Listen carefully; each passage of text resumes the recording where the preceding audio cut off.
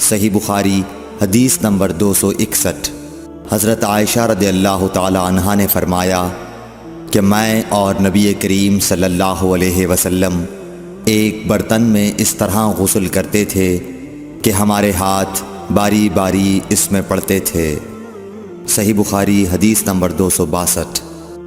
حضرت عائشہ رضی اللہ تعالی عنہا نے فرمایا کہ جب رسول اللہ صلی اللہ علیہ وسلم غسل جنابت فرماتے تو پہلے اپنا ہاتھ دھوتے۔ صحیح بخاری حدیث نمبر 263۔ حضرت عائشہ رضی اللہ تعالی عنہا نے کہا کہ میں اور نبی کریم صلی اللہ علیہ وسلم دونوں مل کر ایک ہی برتن میں غسل جنابت کرتے تھے۔ صحیح بخاری حدیث نمبر 264۔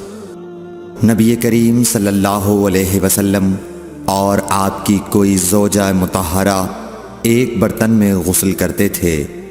صحیح بخاری حدیث نمبر 265۔ میمونہ بنت حارث رضی اللہ تعالی عنہا نے کہا کہ میں نے حضرت صلی اللہ علیہ وسلم کے لیے غسل کا پانی رکھا اور پردہ کر دیا۔ آپ نے پہلے غسل میں اپنے ہاتھ پر پانی ڈالا اور اسے 1 یا 2 بار دھویا۔ سلیمان اعمش کہتے ہیں کہ مجھے یاد نہیں راوی سالم بن ابی الجعد نے تیسری بار کا بھی ذکر کیا یا نہیں۔ پھر دائیں ہاتھ سے بائیں پر پانی ڈالا اور شرمگاہ دھوئی، پھر اپنے ہاتھ کو زمین پر یا دیوار پر رگڑا، پھر کلی کی اور ناک میں پانی ڈالا اور چہرے اور ہاتھوں کو دھویا اور سر کو دھویا، پھر سارے بدن پر پانی بہایا، پھر ایک طرف سے رکھ کر دونوں پاؤں دھوئے۔